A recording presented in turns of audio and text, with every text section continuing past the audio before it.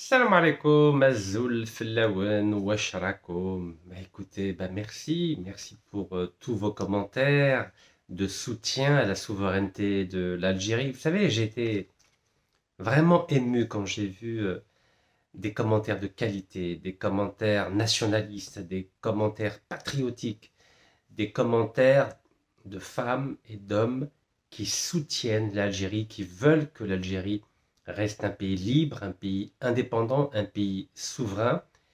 Et ça fait chaud au cœur. C'est la raison pour laquelle je vais continuer ces vidéos pour continuer à décortiquer, à analyser, à expliquer, à faire de la pédagogie sur les grandes questions qui touchent à l'identité, à la souveraineté et à l'indépendance de notre pays. Vous savez, depuis des années maintenant, j'ai dénoncé les contrats avec les multinationales étrangères dans le domaine du gaz et du pétrole. Vous savez qu'à l'époque de feu Abdelaziz Bouteflika, les richesses de gaz et de pétrole ont été bradées aux multinationales. Et vous savez pourquoi? Pour un seul objectif. C'est que feu Abdelaziz Bouteflika et tous ceux qui l'entourent restent au pouvoir le plus longtemps possible. Et ça a marché. Il est resté 20 ans au pouvoir. S'il n'était pas tombé malade et s'il n'était pas affaibli, il serait resté 5, 6, 7, 8 mandats.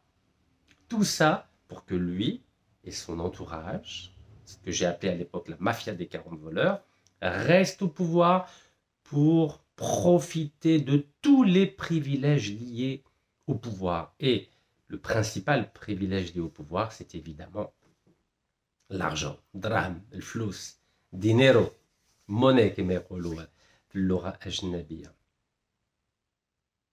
On est loin des idéaux de 1954. Hein.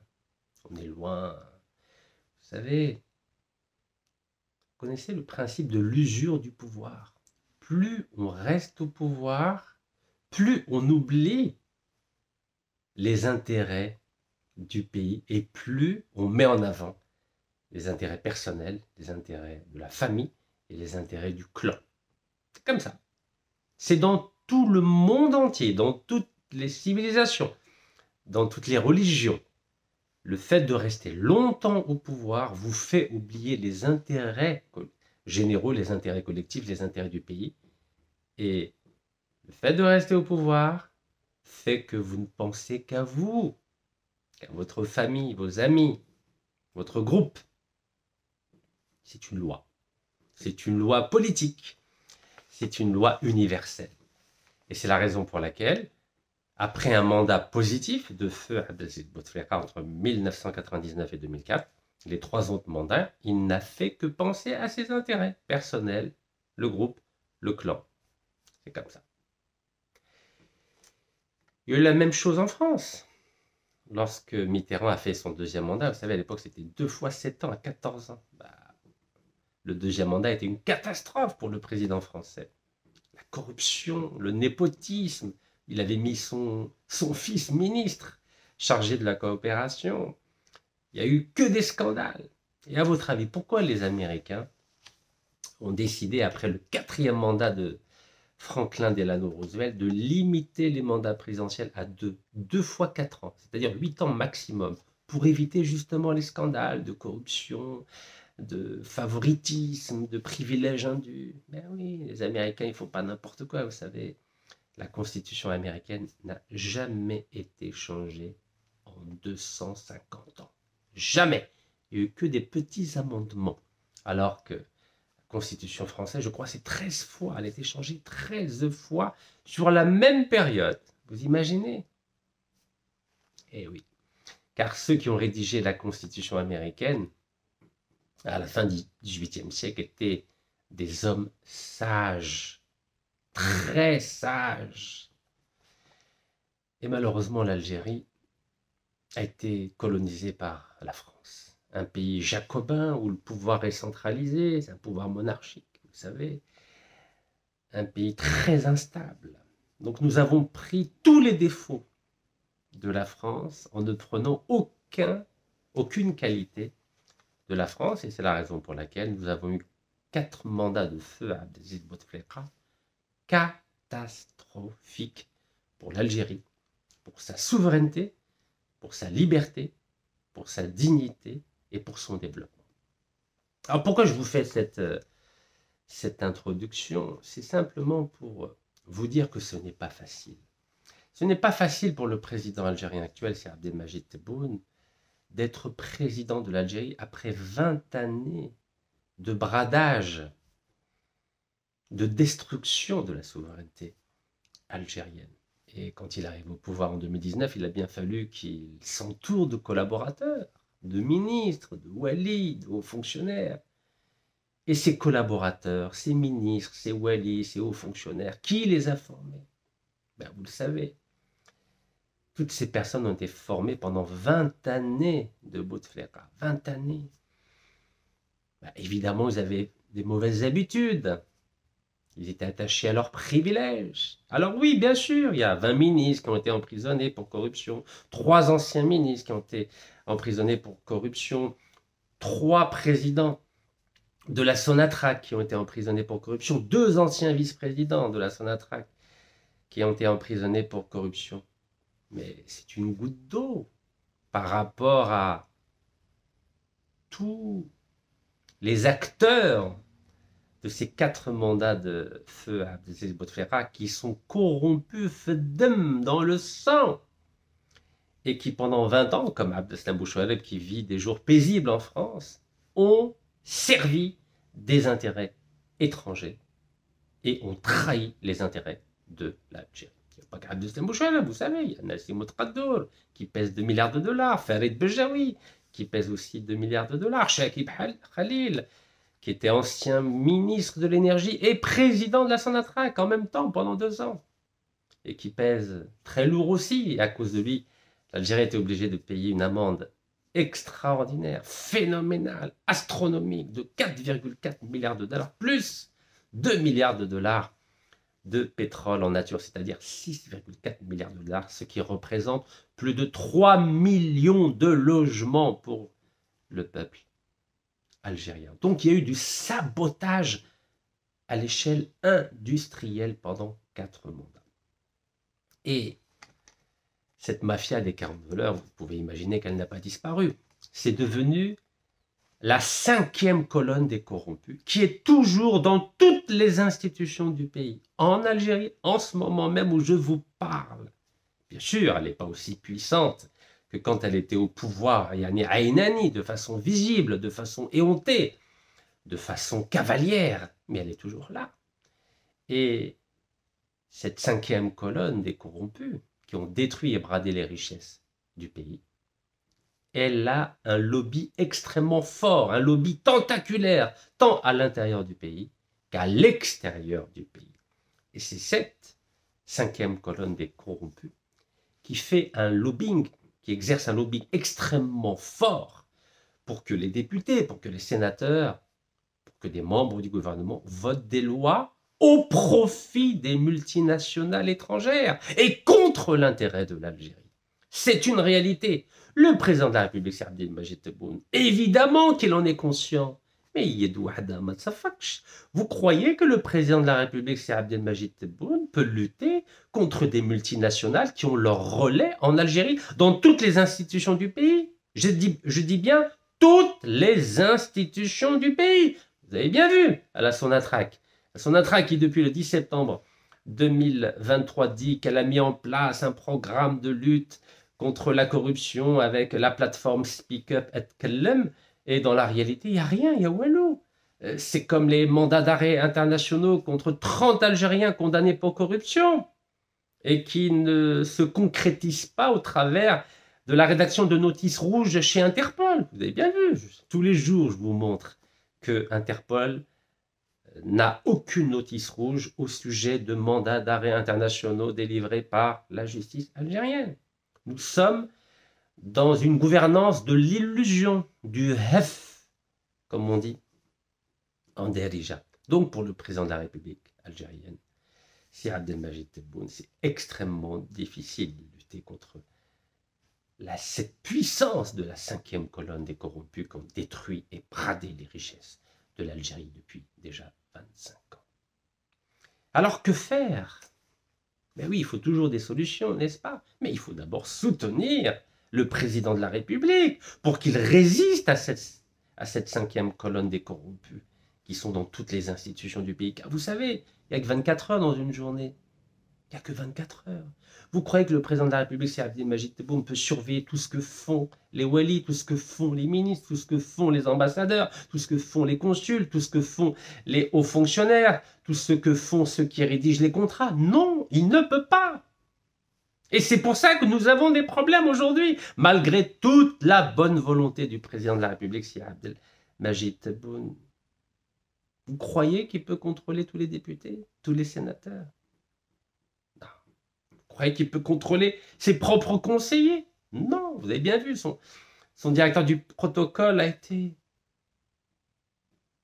condamné pour corruption. Son propre directeur du protocole.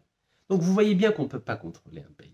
Surtout un pays où la tentacule de cette cinquième colonne des corrompus est si bien établie, si bien organisée et si bien soutenue par les multinationales étrangères que vous connaissez. C'est Total, c'est Eni, c'est Sinopec, ce sont les Chevron, les ExxonMobil, les Engie, etc., etc. Vous le savez, je ne vais pas vous faire de dessin. Donc oui, il faut soutenir d'abord et avant tout l'action anticorruption du président de la République et surtout l'encourager à résister, à résister. Je vous donne un exemple. Hier, par exemple, je vous ai parlé de la loi minière qui accorde jusqu'à 80% de parts à des multinationales étrangères. L'Algérie mesquina, elle est réduite à 20%. C'est un peu comme si ce passeport algérien, que vous connaissez bien, ben, il était juste 20% algérien, 20%. Voilà, c'est que le haut. Et 80% là, c'est un arc-en-ciel, voilà, qui est français, américain, italien, chinois, norvégien, portugais, espagnol. Voilà. Voilà ce qui va nous rester d'identité de souveraineté algérienne avec cette loi minière. 20%. Voilà. Ça veut dire quoi, 20%? Ça veut dire que c'est le retour de la domination du colonialisme. Voilà. Il y a un très bel ouvrage que j'ai eu l'occasion de vous montrer. Domination et colonisation. C'est quoi la colonisation au final? C'est quoi? Vous croyez que c'est une armée qui vient envahir un pays avec ses soldats, avec ses marins, avec ses fonctionnaires, avec ses colons? Non, ça c'était au XVIIIe, au XIXe siècle. Maintenant, c'est démodé. La colonisation et la domination a pris une autre forme. On n'en voit plus l'armée, on n'en voit plus la marine, on n'en voit plus les hauts fonctionnaires, on n'en voit plus les policiers, les gendarmes. Non, non, non. On laisse l'armée locale, la police locale, la justice locale, les fonctionnaires locaux. Non, tout ce qu'on fait, c'est qu'on prend des parts. On prend des parts, voilà, on prend 80%. Voilà, les multinationales font le même boulot que la colonisation au XVIIIe, XIXe siècle, mais sans être présents. Voilà. Ils vont uniquement dans les endroits stratégiques. Et les endroits stratégiques en Algérie, c'est où? C'est au Sahara. Le sous-sol. Voilà, il suffit de prendre des parts. Il suffit de demander à un gouvernement d'un pays anciennement colonisé de dire à ce pays anciennement colonisé, nous, on ne va pas envoyer l'armée. On veut juste 80%. C'est tout. Et on vous laisse faire semblant d'avoir une souveraineté, un passeport, un drapeau, une armée, une police, une gendarmerie, une justice, des fonctionnaires, des hauts fonctionnaires, des ambassadeurs, des consuls. Voilà. Ça n'intéresse plus les puissances coloniales. Ni l'Amérique, ni la France, ni l'Angleterre ne veulent envahir des pays. Non, c'est fini. C'est démodé, old-fashioned, c'est fini ça.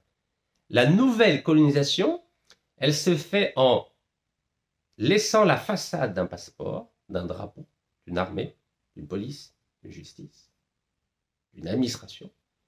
Et ça se fait uniquement avec des petits contrats. Voilà, des petits contrats. Et un pays en apparence indépendant, comme l'Algérie, en apparence indépendant, avec son beau passeport et son beau drapeau, mais dans la réalité, l'Algérie n'est pas indépendante. Vous vous rendez compte que notre Parlement algérien a voté une loi qui permet à des multinationales d'avoir jusqu'à 80% des richesses minières de l'Algérie.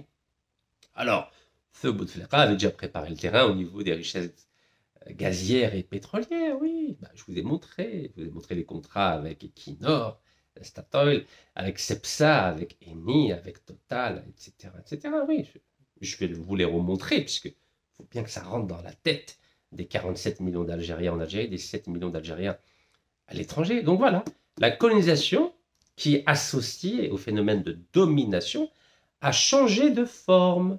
Elle n'est plus violente maintenant. C'est devenu une colonisation contractuelle, c'est-à-dire avec l'accord des plus hautes autorités d'un pays. C'est quand même magnifique, non?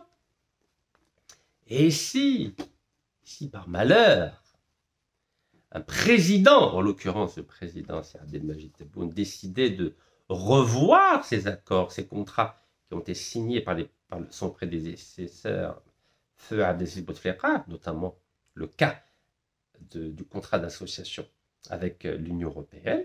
Vous vous souvenez ce qu'avait dit le président algérien? Là, j'ai pris l'article de Jeune Afrique. Algérie, le président Tebboune veut revoir l'accord d'association avec l'Union européenne sur un principe gagnant-gagnant. Vous savez ce que ça veut dire, gagnant-gagnant? C'est-à-dire, on gagne tous les deux. C'est-à-dire 50-50. C'est ça, gagnant-gagnant. En anglais, c'est win-win. Terbah, nerbah. Terbah, nerbah.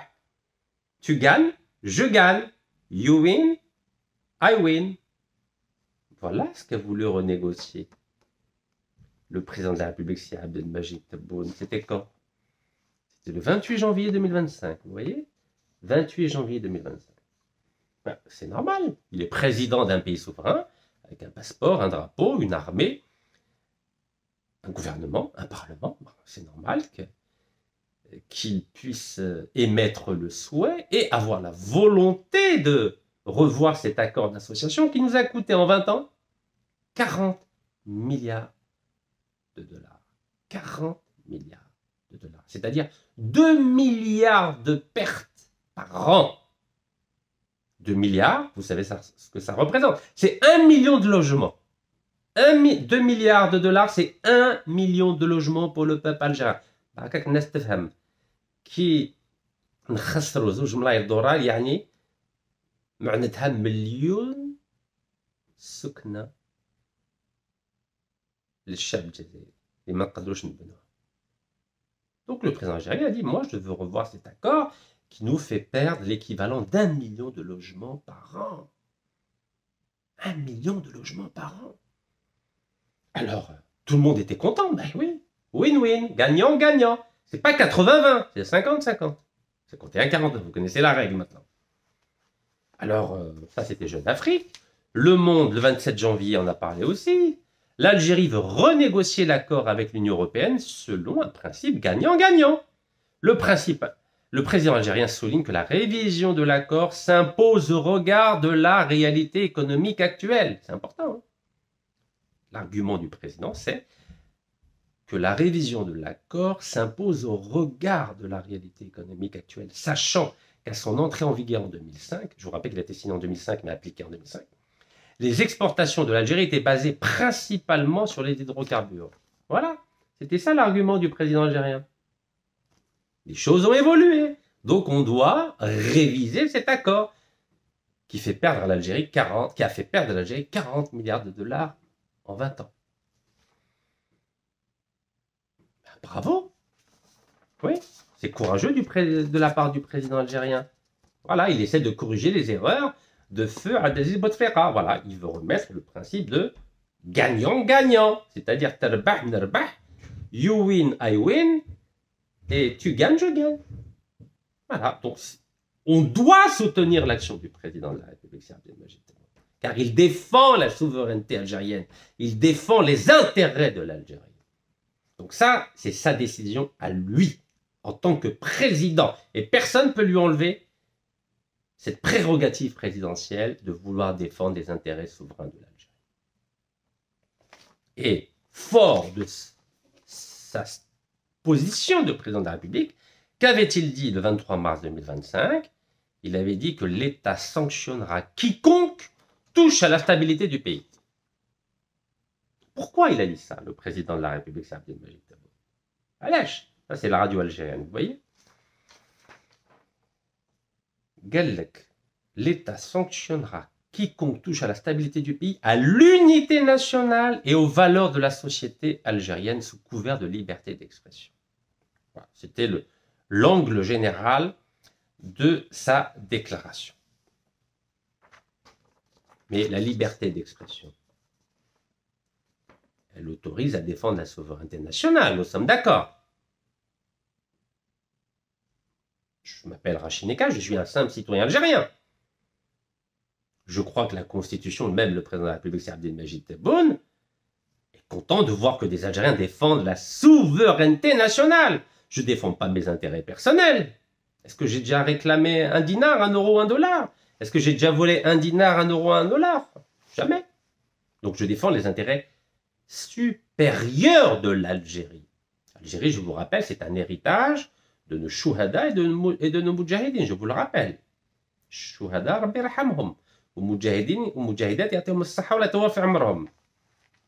chacun de nous a le devoir de défendre la souveraineté et l'unité nationale et de faire en sorte que personne ne touche à la stabilité du pays.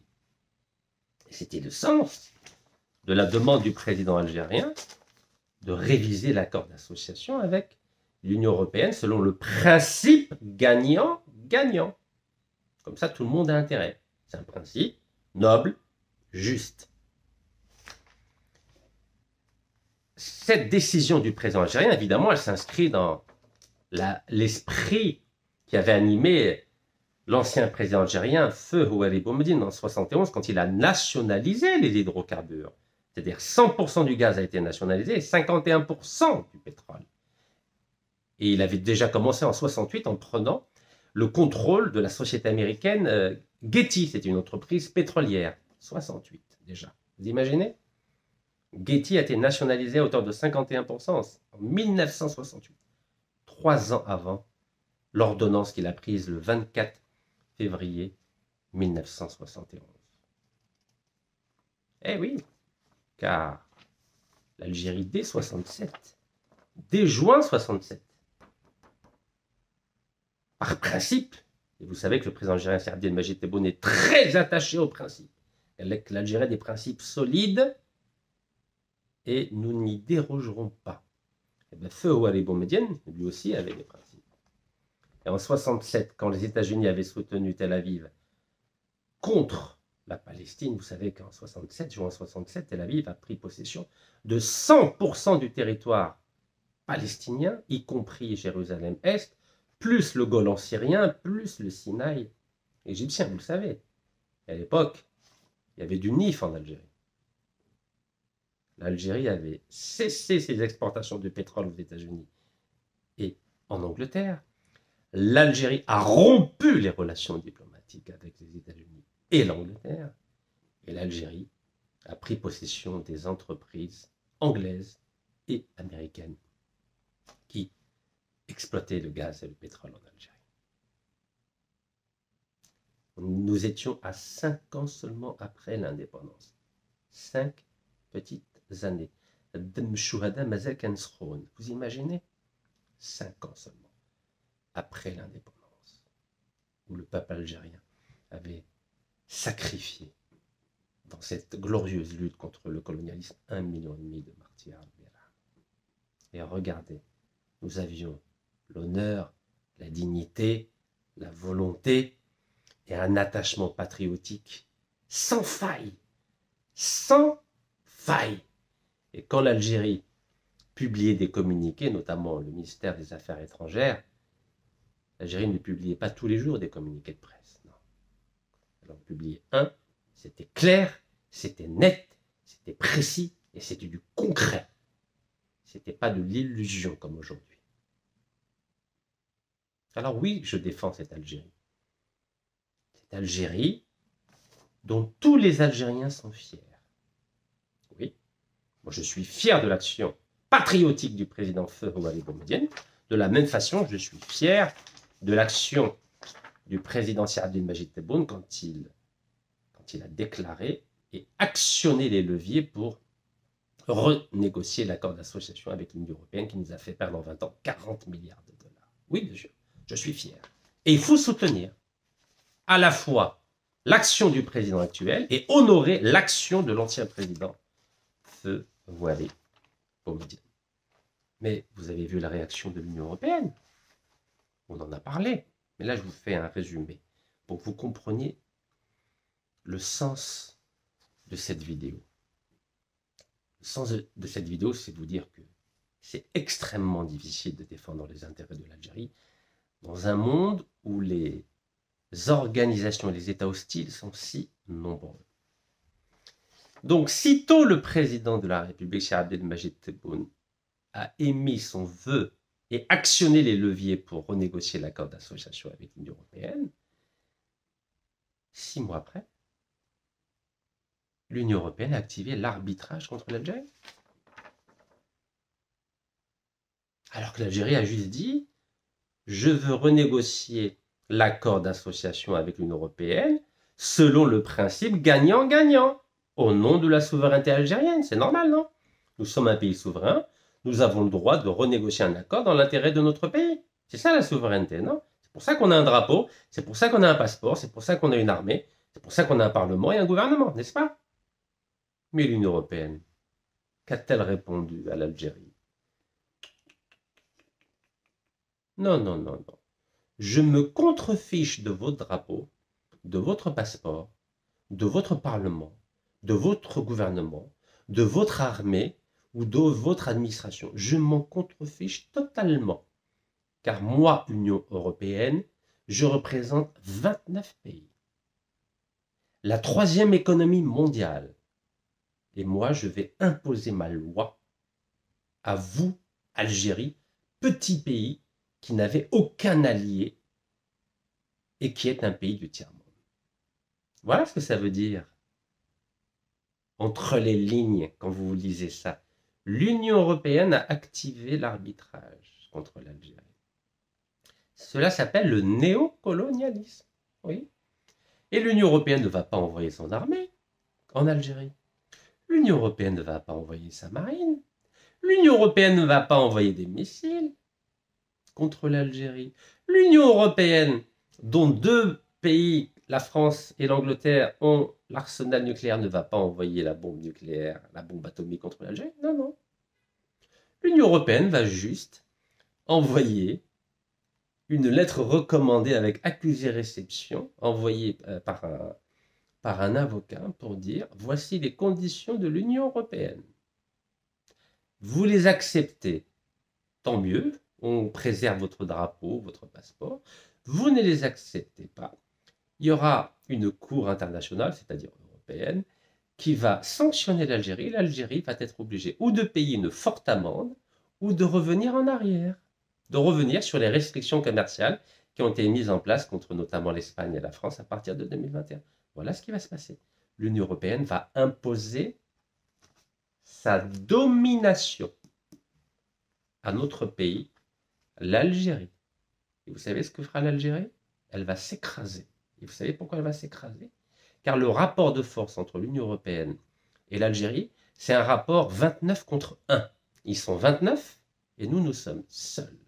Nous n'avons pas de bombes nucléaires, nous n'avons pas de droit de veto à l'ONU comme l'Union européenne avec l'Angleterre, même si elle s'est retirée aujourd'hui, et la France qui a un droit de veto, et nous ne représentons pas la 3e puissance économique mondiale. Vous avez entendu ce qui s'est passé, le nouvel accord entre l'Union européenne et les États-Unis. Les États-Unis, première puissance économique mondiale, première puissance diplomatique mondiale, première puissance militaire mondiale, elle a imposé sa loi à l'Europe. Et l'Europe s'est engagée à acheter 750 milliards de dollars de pétrole et de gaz aux États-Unis. Et oui, quand on est premier comme les États-Unis, on peut imposer sa loi au 2e, au 3e, au 4e, etc. Donc les États-Unis ont imposé à l'Union européenne que l'Union européenne achète 750 milliards de dollars de pétrole et de gaz. L'Union européenne fera exactement la même chose avec l'Algérie, parce que nous sommes plus faibles que l'Union européenne. Voilà, c'est la loi de la jungle. Et vous pouvez parler autant que vous voulez. Vous pouvez toujours dire 1, 2, 3, vive l'Algérie. Vous pouvez dire que nous avons un drapeau, que nous sommes forts. Ça ne changera rien. Car l'Algérie aujourd'hui est seule, elle est isolée et elle est faible en face de l'Union européenne, de la même façon que l'Union européenne est faible par rapport aux États-Unis d'Amérique. Voilà ce que dit la réelle politique. En dehors de tout populisme, en dehors de toute propagande, voici la réalité. Et d'ailleurs, et je vous en ai déjà parlé, chaque fois que les multinationales étrangères ont porté plainte contre l'Algérie au niveau de l'arbitrage international, dans 95% des cas, l'Algérie a perdu et a été obligée de payer 10 milliards de dollars d'amende. 10 milliards de dollars d'amende. Car en tant que pays du tiers-monde, nous avons des avocats d'affaires médiocres, nous avons des médiateurs médiocres, nous avons des représentants médiocres, en comparaison bien sûr des multinationales étrangères qui ont les meilleurs avocats d'affaires du monde, qui ont les meilleurs lobbyistes au monde, qu'ils payent à coups de millions de dollars, et qui ont les meilleurs médias du monde pour défendre leurs intérêts. C'est comme ça que ça fonctionne. Donc, si nous continuons à rester seuls, à combattre l'Union européenne qui représente 29 États, nous continuerons à perdre des procès à l'étranger et nous continuerons à payer des amendes très importantes. Et qui va payer ces amendes? C'est l'État algérien, c'est le peuple algérien, en puisant sur les ressources de gaz et de pétrole du Sahara algérien que nous ont légué nos shuhada et nos mujahidines et mujahidines.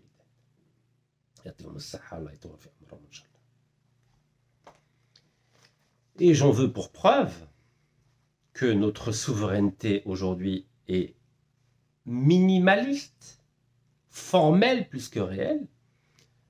La France, qui nous a colonisés pendant 132 ans, a décidé depuis le 13 avril d'incarcérer, c'est-à-dire d'emprisonner un diplomate algérien, un consul qui est toujours en prison aujourd'hui, personne n'en parle. Les autorités algériennes ont exigé sa libération immédiate, voilà, avec un beau communiqué. Et qu'a répondu la France? Elle en a emprisonné encore 6, donc 6 autres. Voilà, d'abord 4 et ensuite 3. Voilà, donc la France ne respecte absolument pas, je dis bien absolument pas, la souveraineté algérienne. Donc on a beau parler, exiger, non. Car la domination est toujours d'actualité. Nous sommes toujours un pays dominé et par la France, et par l'Union européenne, et par les États-Unis. C'est comme ça. Donc c'est bien de s'illusionner, c'est bien de se faire des films, mais vous avez bien vu, l'Algérie exige, la France sanctionne encore plus. Voici comment ça fonctionne. Vous exigez et la France sanctionne. Voici la réalité des rapports internationaux entre un pays faible comme l'Algérie et un continent fort comme l'Union européenne. Évidemment que ces relations sont des relations inégales. Comment voulez-vous qu'un continent, c'est-à-dire l'Union européenne qui représente 29 pays, ne puisse pas imposer sa force à un simple État qui s'appelle l'Algérie et qui n'a absolument aucun allié, qui ne fait partie d'aucune organisation solide? L'Union européenne, les pays européens font partie sur le plan économique de l'Union européenne, sur le plan militaire de l'OTAN. L'Algérie, de quelle union économique fait-elle partie? Zéro. De quelle union militaire fait-elle partie? Zéro. Comment voulez-vous qu'on soit fort quand sur le plan économique nous n'avons aucun allié et que sur le plan militaire nous n'avons aucun allié? Et en plus de ça, que sur le plan diplomatique nous n'avons aucun allié. La preuve, les deux sujets sur lesquels nous avons axé notre diplomatie depuis plus de 50 ans, c'est-à-dire le Sahara occidental et la Palestine, nous accumulons des échecs alors que jusqu'en 81, nous étions en réussite continue. La diplomatie algérienne est en réussite continue et j'en veux pour preuve que les pays qui reconnaissaient le Polisario jusqu'en 81, c'était 81 pays, et qu'aujourd'hui, ils ne sont que 48 pays, et que nous sommes dans l'incapacité de faire reconnaître un État palestinien, et nous sommes là à espérer que les États-Unis, l'Angleterre, la Russie, la Chine ou même la France vont reconnaître l'État palestinien, car nous n'avons plus aucun levier aujourd'hui, car nous sommes isolés, et que la souveraineté de notre pays se réduit à peau de chagrin, notamment avec la nouvelle loi minière, où la souveraineté algérienne ne sera que de 20% sur notre propre pays. Vous imaginez? La souveraineté de l'Algérie ne sera que de 20% sur les mines de notre Sahara. Vous avez vu, je le dis avec un ton extrêmement calme, extrêmement mesuré, extrêmement sage. Et quand je vois que l'Algérie a brandi la menace de l'ONU contre la France, parce que la France a décidé maintenant de retirer le privilège des valises diplomatiques, notamment pour l'ambassade d'Algérie à Paris, pour les 20 consulats d'Algérie en France, vous savez ce que ça représente? Cette décision de la diplomatie algérienne, c'est un désaveu total de la diplomatie algérienne et une humiliation pour notre pays, pour notre diplomatie, pour notre souveraineté. La France a décidé d'humilier diplomatiquement l'Algérie en refusant le privilège des valises diplomatiques à notre pays.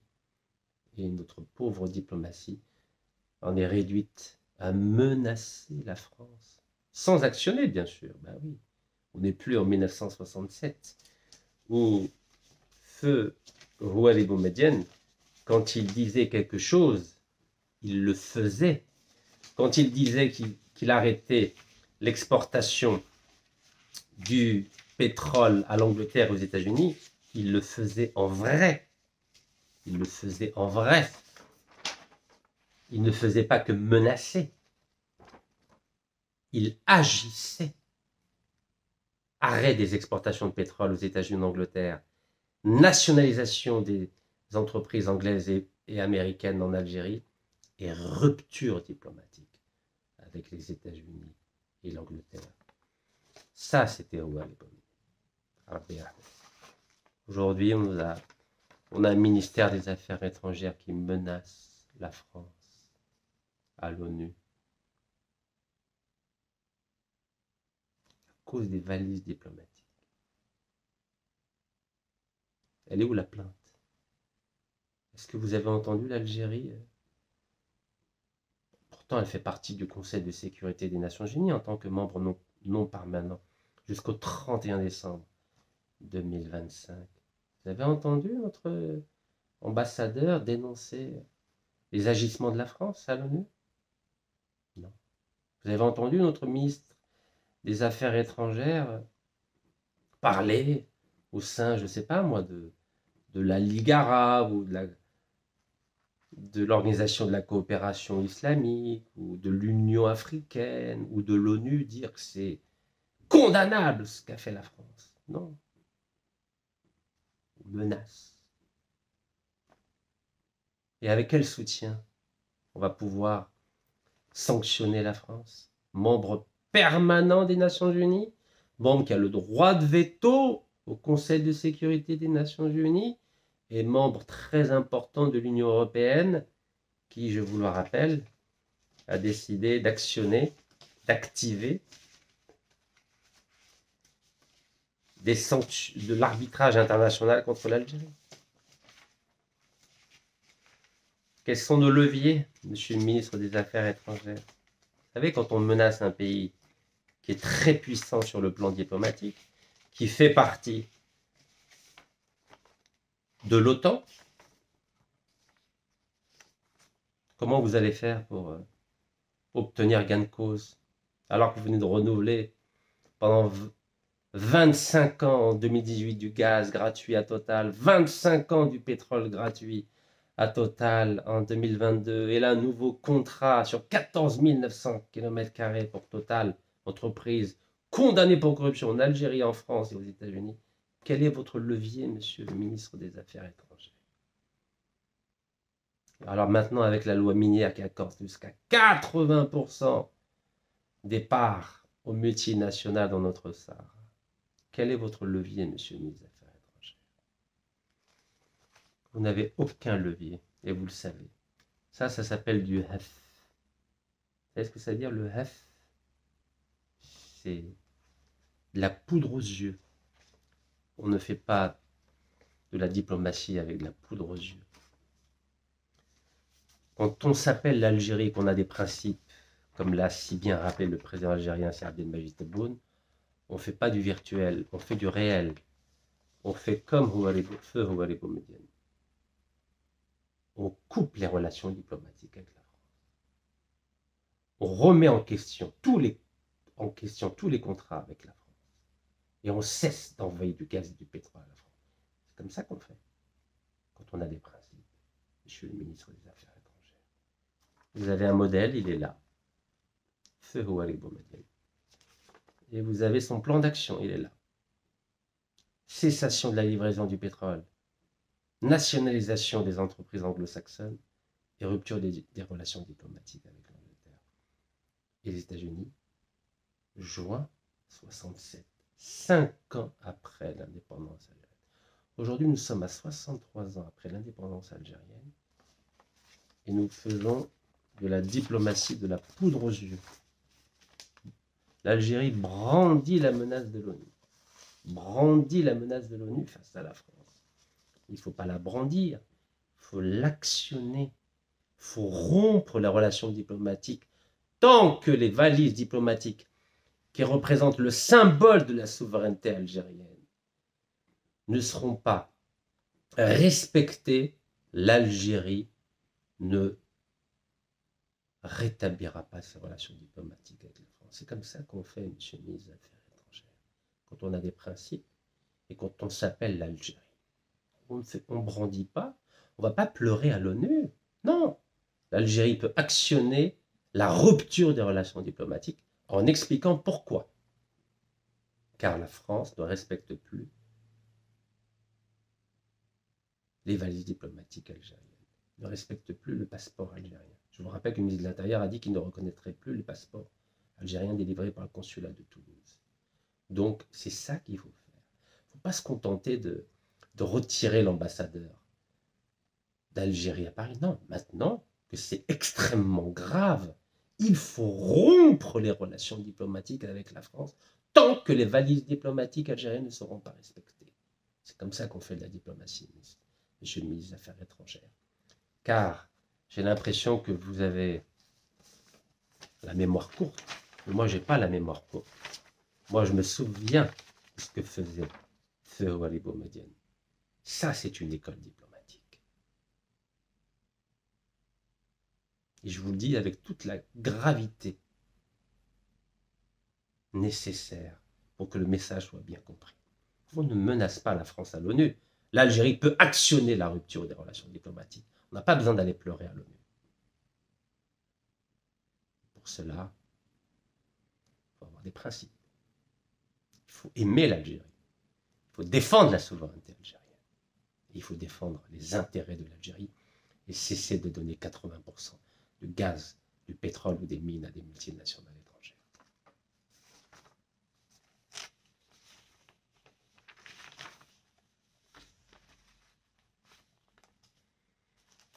Alors pour finir, je n'ai pas envie de m'étaler davantage aujourd'hui. Vous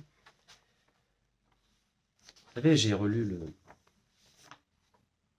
ce qu'a déclaré le ministre de l'Énergie, M. Mohamed Arkab. Vous savez que moi, M. Mohamed Arkab a fait quelque chose de très bien, je vous l'ai dit, au mois de décembre 2019, quand j'étais emprisonné à Orléans. Car je me suis opposé à la loi sur les hydrocarbures, vous êtes au courant. C'était à cause de ça que j'étais emprisonné. Parce que la 5e colonne des corrompus est très puissante en Algérie. Ah oui, il ne faut pas s'opposer à la 5e colonne. Vous vous opposez à la 5e colonne, elle va activer ses réseaux et on vous met en prison pour que vous vous taisiez. En décembre 2019, le ministre de l'Énergie, M. Mohamed Arkab, s'était opposé à la cession des actifs d'Anadarko à Total, dans Sonnet, au nom du droit de préemption. Tout le monde était content. Mais oui, à l'époque, M. Mohamed Arkab s'opposait à Total, au nom de la souveraineté algérienne, au nom des intérêts supérieurs de l'Algérie. Vous voyez, Jeune Afrique, 5 décembre. Moi, j'ai été incarcéré le 4 décembre. Et quand je lis la dépêche de l'APS, 10 mars 2025, donc l'APS, c'est organe officiel de presse algérien, que disait le même ministre?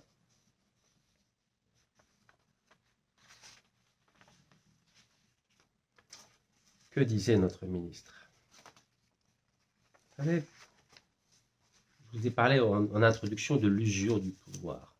Plus vous restez au pouvoir dans un poste, président, ministre, député, fonctionnaire, plus vous êtes susceptible de subir beaucoup de pression, beaucoup d'influence extérieure.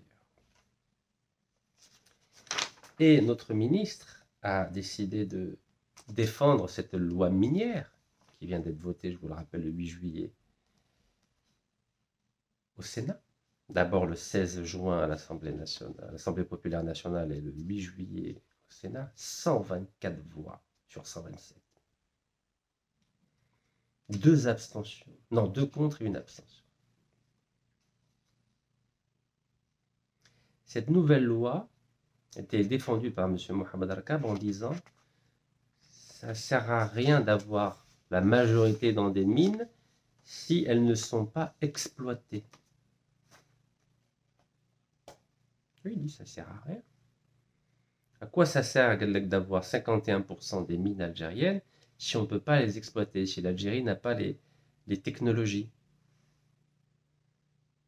Si l'Algérie n'arrive pas à exploiter, n'a pas les technologies, peut-être qu'il y a un problème au niveau de la formation, non? Ce n'est pas la formation des ingénieurs. Comment se fait-il qu'en 63 ans, on n'arrive toujours pas à avoir de la technologie, des ingénieurs qui sont capables d'exploiter le gaz, le pétrole et les mines? Comment ça se fait? Comment ça se fait? Il faut s'interroger, non? Oui, moi, je m'interroge. Comment ça se fait que l'Algérie n'arrive toujours pas à exploiter toute seule, comme le Mexique, le gaz, le pétrole? Comment ça se fait qu'on est obligé de faire appel à des entreprises étrangères? Pourtant, la Sonatrach gagne beaucoup d'argent, non? On n'est pas capable de développer dans la recherche et le développement. Vous savez que dans toutes les entreprises mondiales, chaque entreprise consacre 20% de son budget à la recherche et développement. Ben oui, de façon à pouvoir être à jour au niveau des technologies et de pouvoir inventer des produits, exploiter des produits, commercialiser des produits, etc., etc. C'est comme ça que l'économie mondiale fonctionne. C'est la raison pour laquelle vous avez Samsung en Corée, vous avez quoi? Vous avez Kia en Corée aussi, vous avez qu'est-ce qu'il y a au Japon? Vous avez des Toyota, vous avez Apple aux États-Unis, ainsi de suite. C'est grâce à l'investissement dans la recherche et la technologie que des pays se développent et proposent des produits qui sont ensuite commercialisés dans le monde entier. Comment ça se fait que l'Algérie ne produit aucun produit, ne développe aucun produit, ne fait de recherche sur aucun produit, en dépit de 63 ans d'indépendance? Comment ça se fait? Comment ça se fait que la Sonatrach ne consacre pas 20% de son budget à la recherche et le développement pour faire de la recherche, de l'exploration, de l'exploitation, les canalisations et ainsi de suite? Comment ça se fait? Pourquoi toujours on est obligé de faire appel à des étrangers? Pourquoi?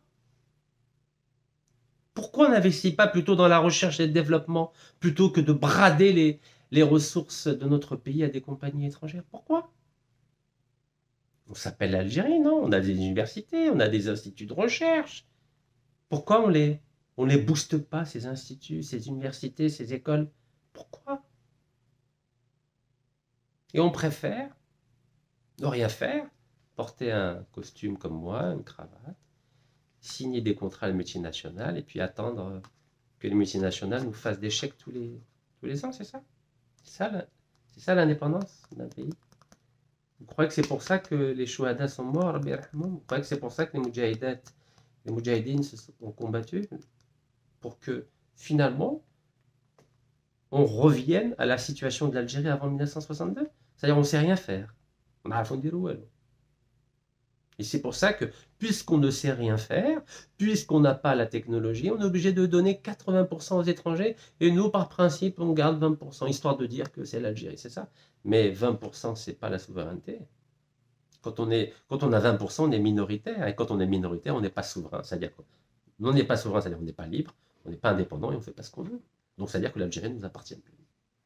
Nous sommes, avec ces nouvelles lois, les Algériens deviennent des minoritaires dans leur propre pays. C'est-à-dire que nous n'avons plus d'indépendance. Voici l'enjeu. Cette loi minière, qui dans le même esprit que la loi de 2005 de Chakib Khalil, a fait de l'Algérie des locataires de leur propre pays. Nous ne sommes plus propriétaires de notre pays, de notre Sahara, de nos ressources, de nos richesses. C'est fini. Nous ne sommes plus propriétaires. Nous redevenons des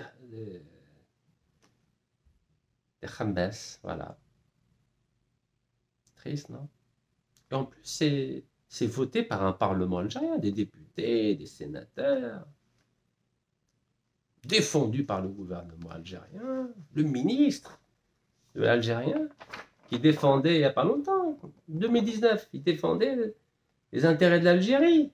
Il ne voulait pas que Total rachète un Anadarko. Bah après, il a cédé, mesquine. Bah oui, on l'a appelé au téléphone, il est obligé de céder. Et maintenant, il fait même pas semblant de dire non, non, non. Il n'y a plus de 51-49, c'est fini ça. Adieu, adieu. Quelle a 51-49, là voilà. Pas besoin. Pourquoi faire?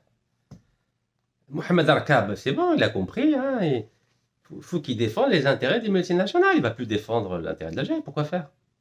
L'Algérie n'a pas de nouvelles technologies. Je vais vous le dire. Il n'y a pas de technologie, Galek. On n'a pas de technologie, Galek. Il faut qu'on fasse appel aux entreprises multinationales. Ben, je vais vous le dire. Vous allez voir, c'est extraordinaire ce que dit notre ministre de l'énergie, qui était très courageux à l'époque. Là, je vais vous dire, c'est lui, hein, vous le connaissez, Mohamed Arkab. C'est lui qui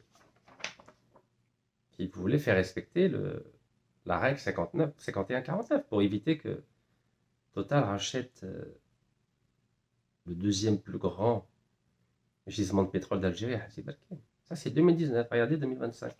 Il a changé complètement de veste, c'est fini. Non, on n'a plus besoin de 51-49. 20% pour l'Algérie, bzaf alena. Écoutez bien la phrase parce que wow, c'est du lourd, hein, vous savez que c'est du lourd. Moi, quand je lis ça, je me dis, wow. Je me dis, l'Algérie a bien changé.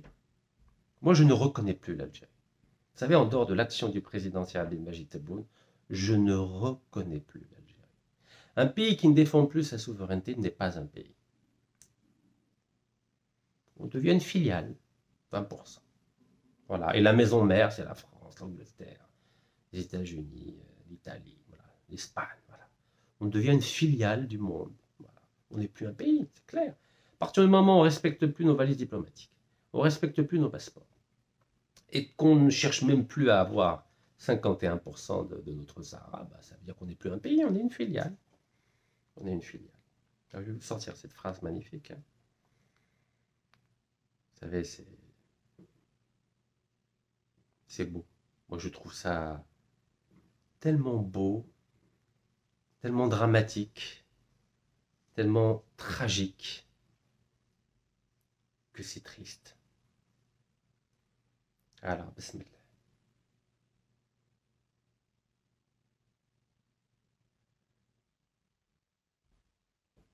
Écoutez-moi bien. Donc, Gallak Yassidi, vous savez, j'ai mal à la tête. Je ne sais pas comment on en est arrivé là. Vraiment, je ne sais pas. Écoutez-moi bien.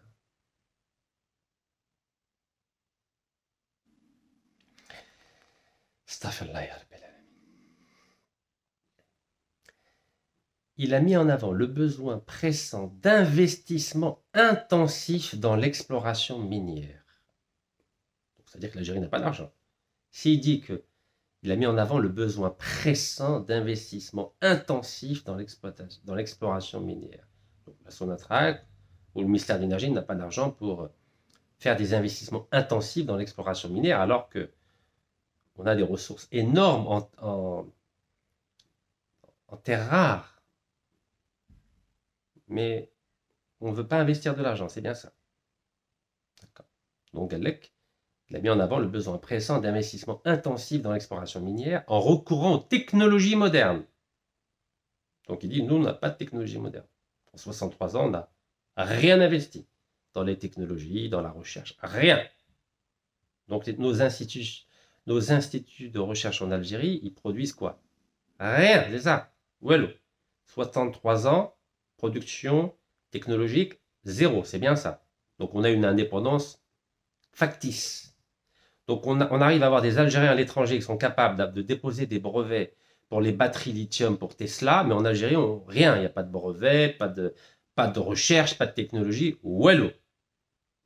On ne se remet pas en question, bien sûr. Non, on continue comme ça. On va faire des articles pour dire, regardez, un Algérien travaille à la NASA, un Algérien chez Tesla, un Algérien c'est ici. En Algérie, on n'a rien, quoi. Pourquoi on n'arrive pas à faire des usines de lithium en Algérie, comment ça se fait?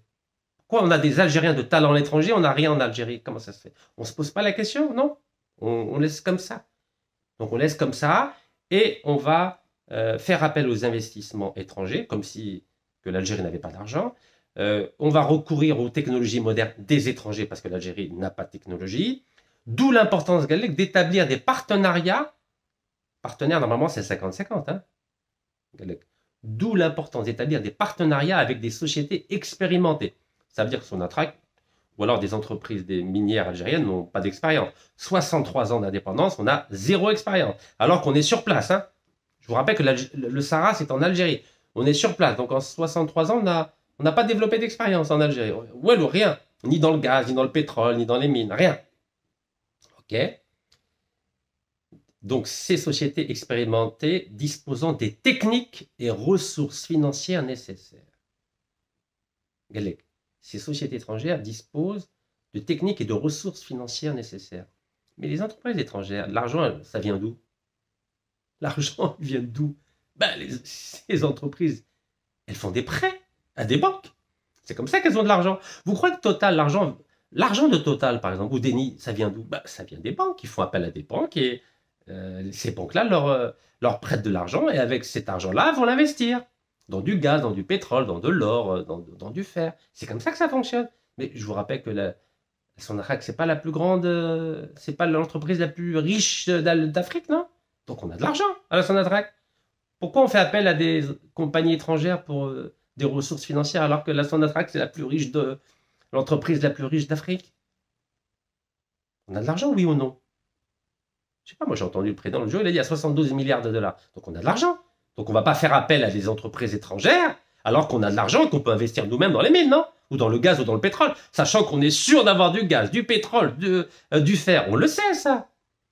Galec, mais ces entreprises ont des techniques. Et pourquoi on n'a pas de technique, non? Qu'est-ce que font nos universités, nos instituts de recherche? Ils font quoi? Ils se roulent les pouces. Qu'est-ce qu'ils font? Qu'est-ce qu'elles font, nos universités? Qu'est-ce que font nos instituts de recherche? شحال ما يديروا هاك كاع النهار هذو nos millions d'ingénieurs qu'on a formés en 63 ans, ils ne sont pas capables de développer des techniques, de faire de la recherche, de développer des technologies. Pourquoi les Coréens du Sud sont meilleurs que nous? Les Taïwanais sont meilleurs que nous?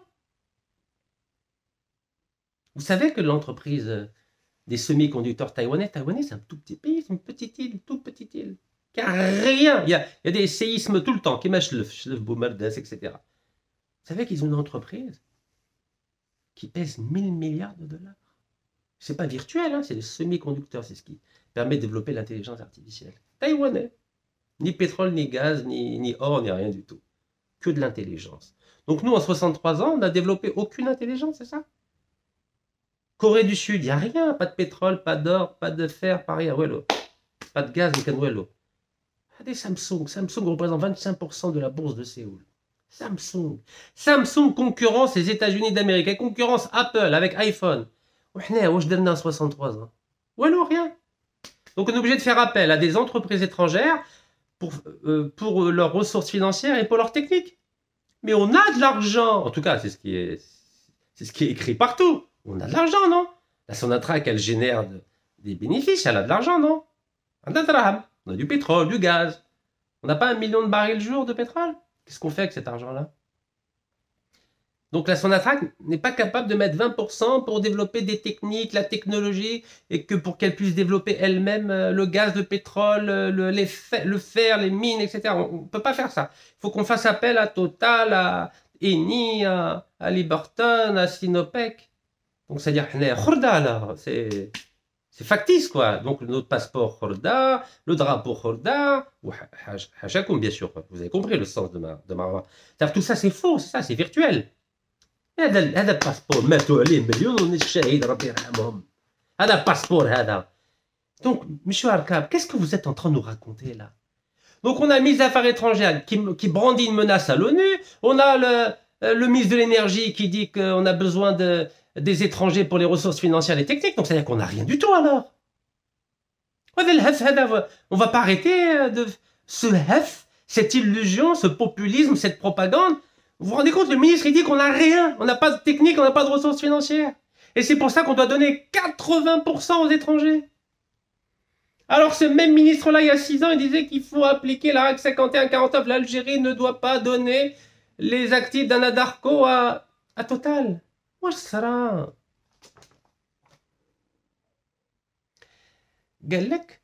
Et d'ajouter, sans l'exploration large et précise, nos richesses souterraines demeurent des chiffres théoriques non traduits en valeur ajoutée. Mais on n'a qu'à avoir un plan d'investissement, et que vous partagez ça avec l'opinion publique algérienne. Monsieur Arkab, ça fait 6 ans que vous êtes ministre de l'énergie. Pourquoi vous n'avez pas fait de plan? Pourquoi on est obligé de donner 80% aux entreprises étrangères? Il faut faire un plan, il faut faire participer nos ingénieurs, nos chercheurs, nos partis politiques, pour que tout le monde réfléchisse à comment valoriser les ressources du pays.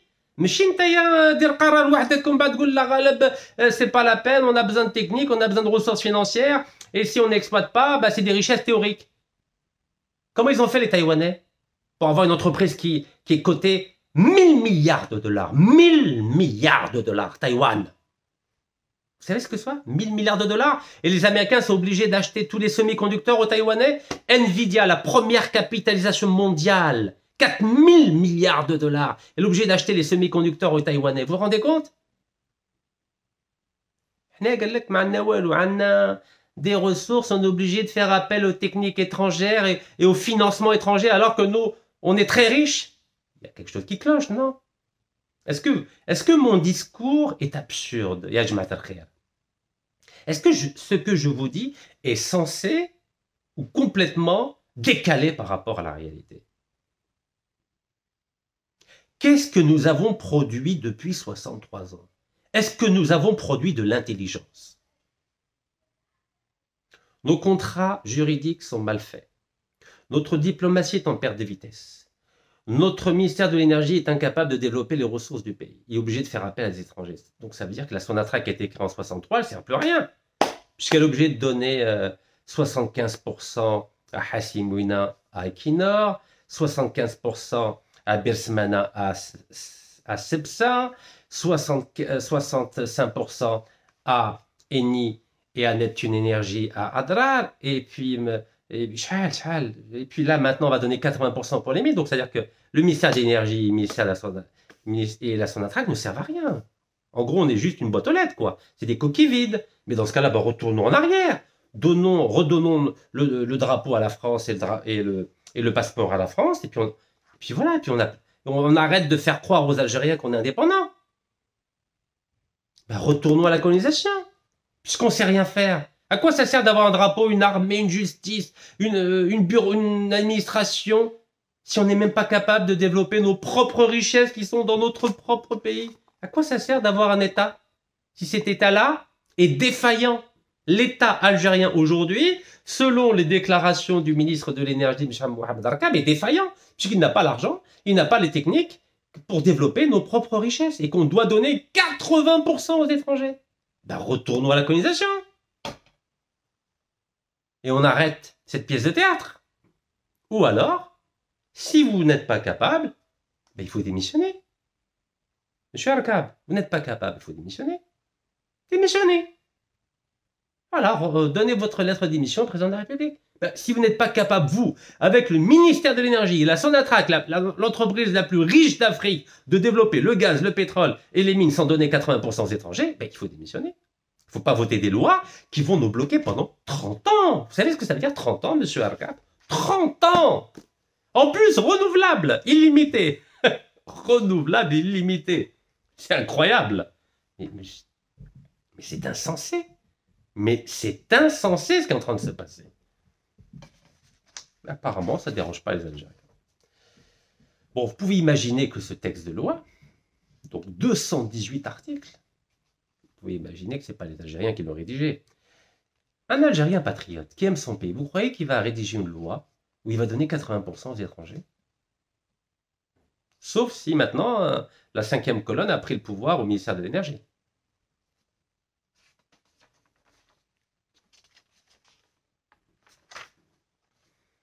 Vous savez comment avait titré la presse algérienne à partir du mois de mars? Cette loi minière qui donne jusqu'à 80% aux étrangers, ben regardez. L'Expression, c'est un journal proche du gouvernement. Vous connaissez l'Expression, j'en parle à chaque fois. Activité minière, la règle 51-49 abrogée, c'est-à-dire annulée. Allez, plus besoin d'aller. On fait même plus semblant maintenant. On ne défend même plus l'Algérie. La souveraineté algérienne, vous savez, il faut avoir 51. Normalement, c'est 100%. Au Mexique, c'était 100% de 1938 à 2011. Et depuis, c'est 90%. Nous, l'Algérie, on a fait semblant de dire que c'est 51%. Maintenant, il n'y a même plus 51%. C'est 20%. Regardez. La règle 51-49 abrogée. Le nouveau texte prévoit de supprimer les dispositions relatives à la nature stratégique des matières minérales et fossiles. Donc, en clair, maintenant, fossiles, vous savez ce que c'est, fossile? Énergie fossile, pétrole, gaz, mine. Galaxie, c'est fini. Il n'y a plus besoin de 51-49. C'est fini. C'est pas moi qui le dis, c'est l'Expression, journal proche du gouvernement. Regardez. Lisez bien. La règle 51-49, supprimée, abrogée. Abrogée par qui? Par le Parlement. Hop, elle va dire. TSA, tout sur l'Algérie. L'Algérie veut abolir la règle 49-51 dans le secteur minier. L'Algérie va se doter d'une nouvelle loi minière avec l'objectif d'attirer les investisseurs étrangers. Oui, oui. C'est pas attirer, c'est réinstaller la colonisation. Regardez. Cette loi, elle réinstalle la colonisation économique en Algérie. Mais on laisse l'armée, on fait ça, on laisse la police, la gendarmerie, la justice, on laisse un gouvernement, on laisse un président, on laisse un parlement. Mais c'est le retour de la colonisation économique de l'Algérie. Mais en laissant la façade politique, législative et militaire. C'est une façade. Donc ça veut dire que l'armée algérienne va défendre les intérêts des multinationales étrangères. Oui. Ça va être ça son rôle. Le rôle de l'armée algérienne, de la police algérienne, de la justice algérienne, du parlement algérien, du gouvernement algérien, sera de défendre les 80% d'intérêts des multinationales en Algérie. Donc voilà, ça va être ça son rôle. Donc quand un soldat algérien il va se lever le matin, qui va mettre sa tenue de combat, et qui va être dans le Sahara, il va dire, voilà, moi je suis là pour défendre 80% des intérêts des multinationales étrangères. Voilà. Ça va être ça. Ça s'appelle la colonisation économique. Istimar iqtisadi. Voilà. Ça veut dire. African Manager. Investissement. L'Algérie abroge la règle 51-49 imposant l'association avec un partenaire algérien. Vous savez, maintenant, il n'y a même plus besoin qu'une entreprise étrangère signe avec une entreprise nationale. C'est ce qu'il dit. C'est pas moi qui le dis.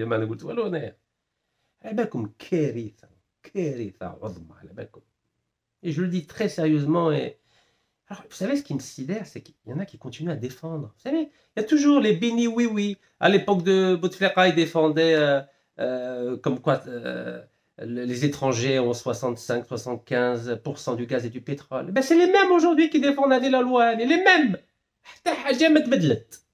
Malgré les efforts du président, que je continue à soutenir. Vous entendez les applaudissements quand j'essaie d'applaudir avec d'une seule main? Non, il n'y a rien. Pour applaudir, il faut être au moins deux, parce que tout seul, il ne peut rien faire, Meskin. Il ne peut rien faire.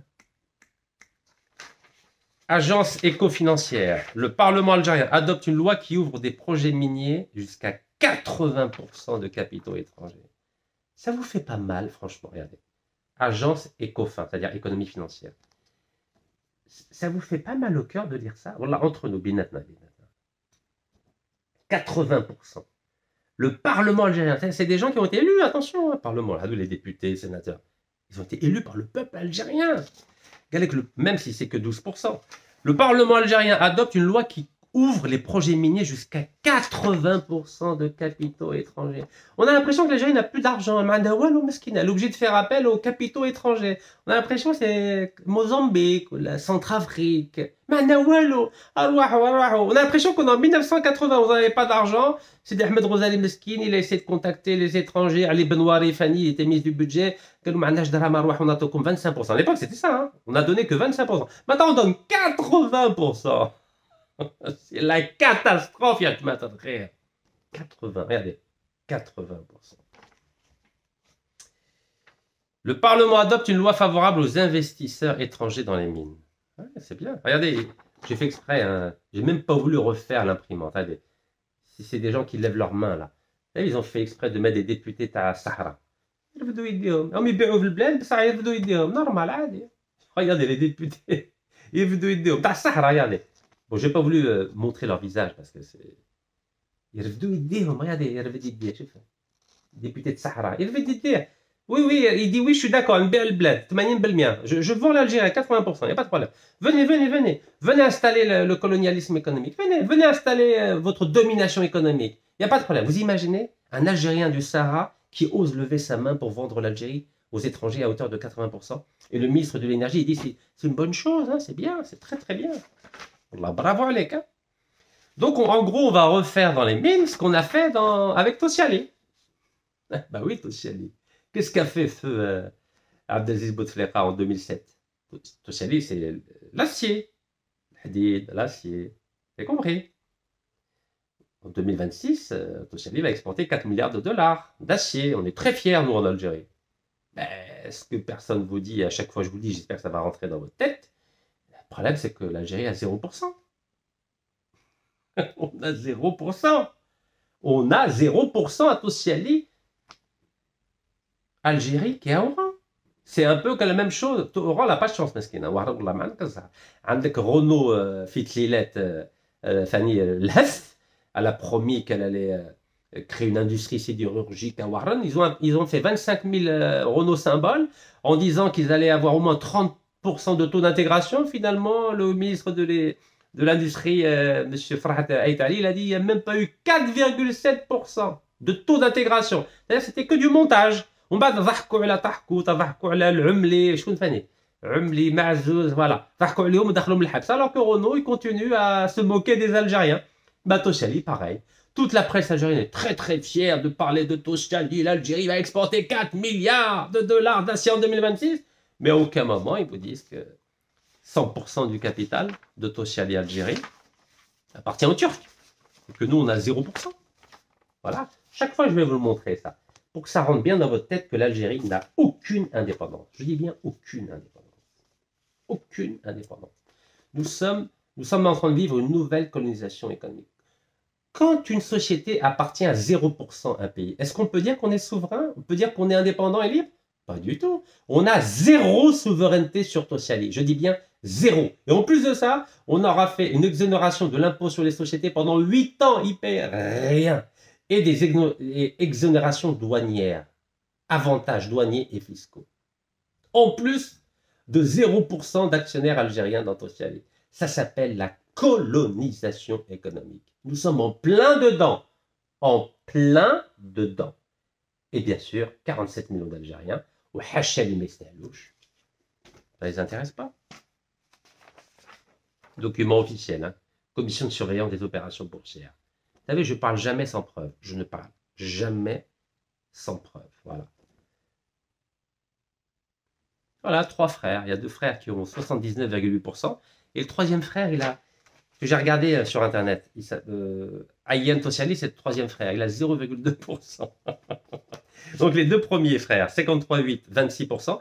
Et le troisième, il a 0,2%. Et après, les autres, c'est des cousins. C'est la même famille. Et puis la loi minière, bah, on va aller dans le sens de Tossiali. Voilà, Tossiali, document officiel, tout ça, bien sûr. Qui est accessible partout sur Internet. Hein. Commission des opérations boursières, COSOB. Commission d'organisation et de surveillance des opérations boursières, COSOB. Vous tapez COSOB Tossiali, vous aurez le rapport, il fait 65 pages. Et vous allez voir toutes les informations que je vous ai montrées.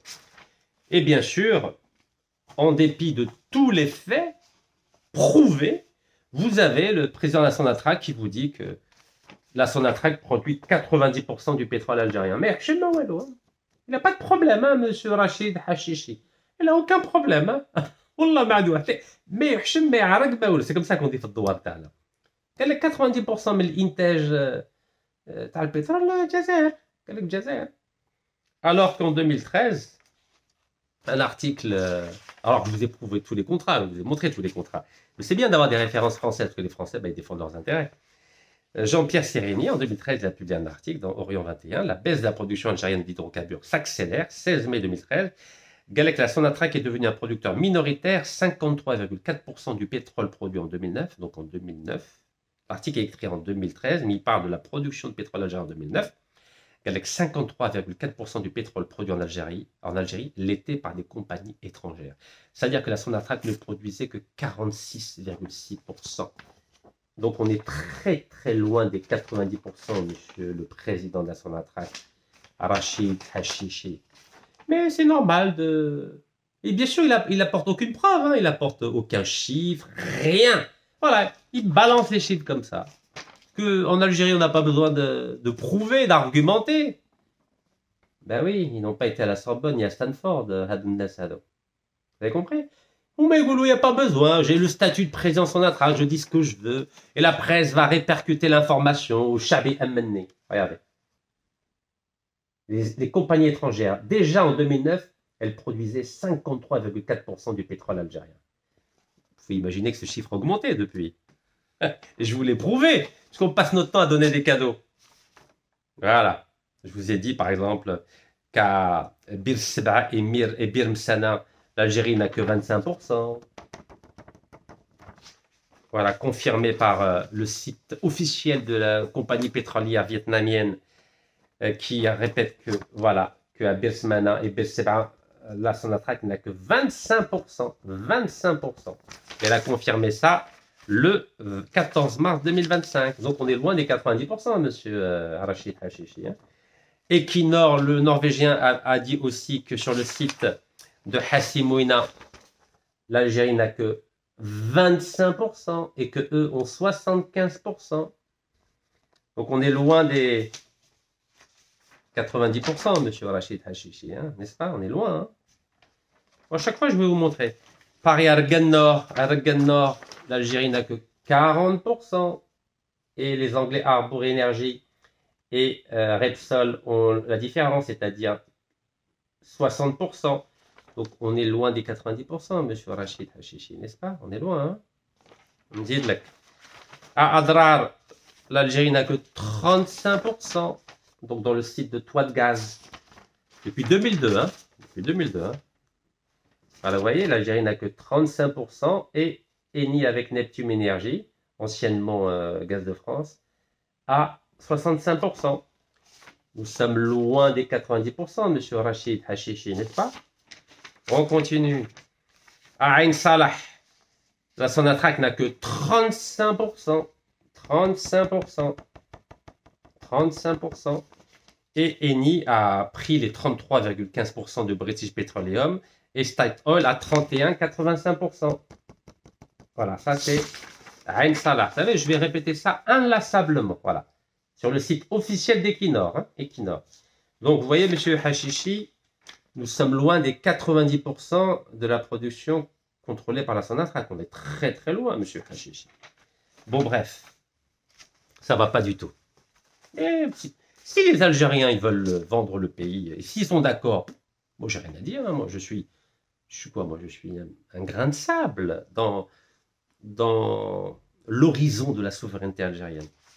Et puis voilà, on va finir avec les 30 mandats d'arrêt internationaux émis par la justice algérienne contre 30 Algériens condamnés pour corruption et qui seront fuites à l'étranger, notamment Nassim Outkaddour, Farid Bejaoui, Abdeslam Bouchouareb et Chakib Khalil.